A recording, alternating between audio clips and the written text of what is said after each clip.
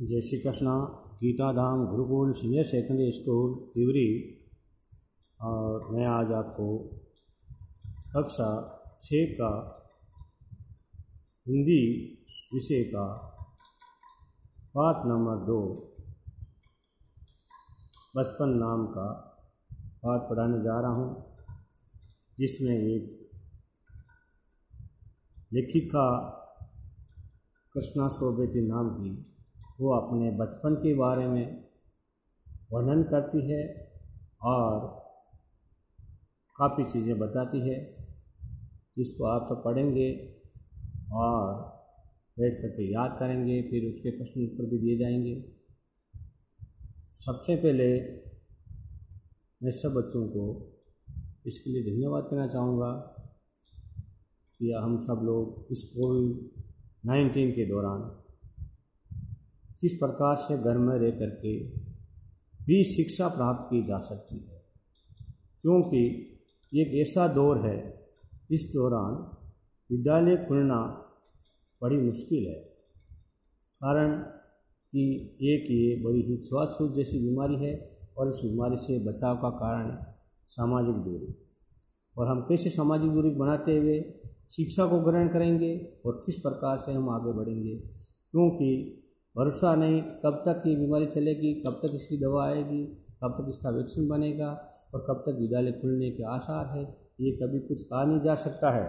इसलिए बच्चों, आपसे मैं यही निवेदन करूंगा कि आप सबसे ज़्यादा इन पाठों को पढ़ें और जो ऑनलाइन पढ़ाए जा रहे हैं उनसे अध्ययन किया जाए और अध्ययन करके सबको अपने शिक्षकों को वापस भेजें, जवाब दें, या व्हाट्सएप अगर जुड़ा हुआ है तो व्हाट्सएप पे क्वेश्चन उत्तर दिए जाते हैं, उसको क्लियर करके वापस भेजा जाए।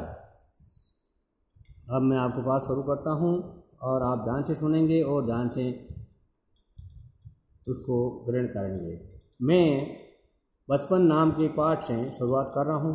मैं तुम्हें अपने बचपन की ओर ले जाऊंगी। क्या कहती है कवि लेखिका कि मैं तुम्हें किसकी ओर लेके जाऊंगी? बचपन की ओर। किसकी ओर लेके जाऊंगी? बचपन की ओर। यानी कहने का मतलब अपना बचपन बताने जा रही है। और आप सब बच्चों से अपने बचपन, जिस प्रकार हमारा भी छोटे बचपन है, उसी प्रकार उनका भी कोई समय बचपन था और उसके बचपन में क्या क्या, किस प्रकार से वो बचपन अपनी जिंदगी बिताई, कैसे रही, वो सारी चीज़ें अपने इस पाठ के माध्यम से बताना चाह रही है।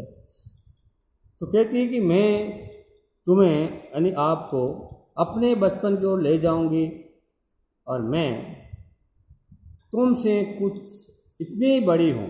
क्या कहती है लेखिका कि मैं तुमसे कुछ इतनी बड़ी हूँ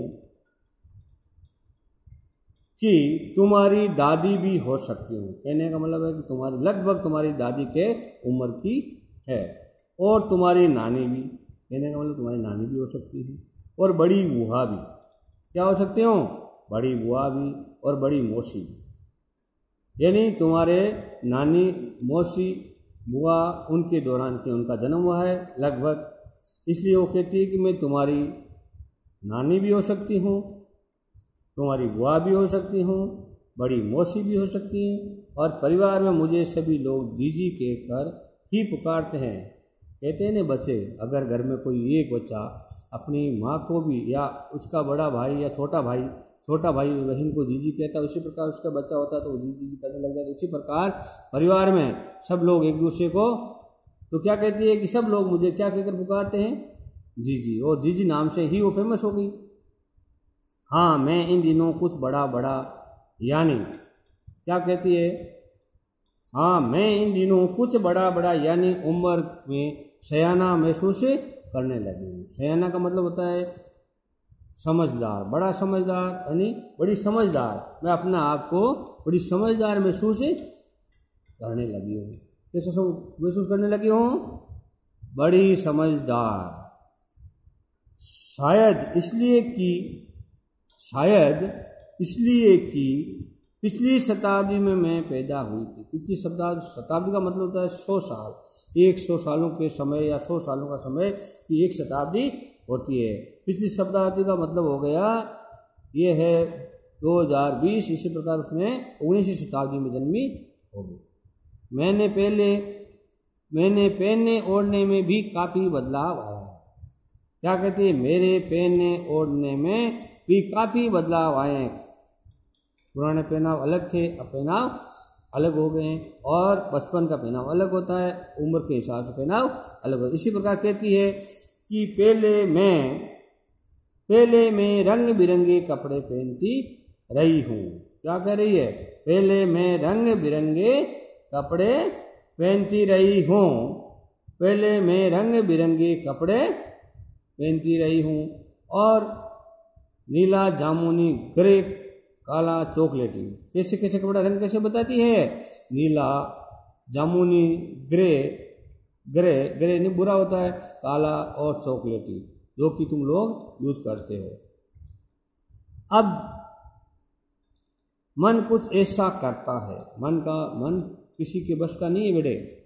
मन हमेशा अलग अलग होता है और मन के हिसाब से। तो क्या कहती है कि मन कुछ ऐसा करता है कि सफ़ेद पहनो। क्यों? उम्र हो गई, बुढ़ापा आ गया है, और बुढ़ापे में अगर सफ़ेद पहनना ही अच्छा रहता है। सफ़ेद पहनो, गेरे नहीं, यानी चटक बटक के कपड़े नहीं, क्योंकि लोग कहे नहीं कि यार ये बूढ़ी हो गई और ये सब कपड़े पहनती है। हल्के रंग, और कैसा रंग? बिल्कुल हल्के। मैंने पिछले दशकों में तरह तरह की पोशाकें पहनी। अपने पोशाकों के बारे में बताती है कि मैं पिछले दशकों, कई सालों से, दशक का मतलब होता है 10 साल का एक दशक, दशकों से तरह तरह की पोशाकें पहनी है। पहले फ्रॉक, बचपन में क्या पहनती थी? फ्रॉक। क्यों? और उस ज़माने में कहते हैं कि हमारे ज़माने में अधिकतर फ्रॉकें चलती थी, जींस वगैरह बहुत कम थे। या नेकर वाकर होता है, नेकर जैसे हाफ पैंट, अंग्रेजी में क्या बोलते हैं? Half pant.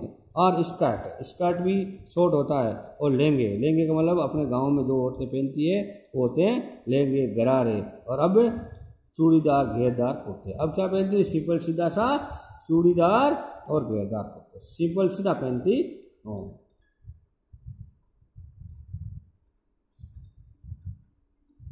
बचपन के कुछ फ्रॉक तो मुझे अब तक याद है।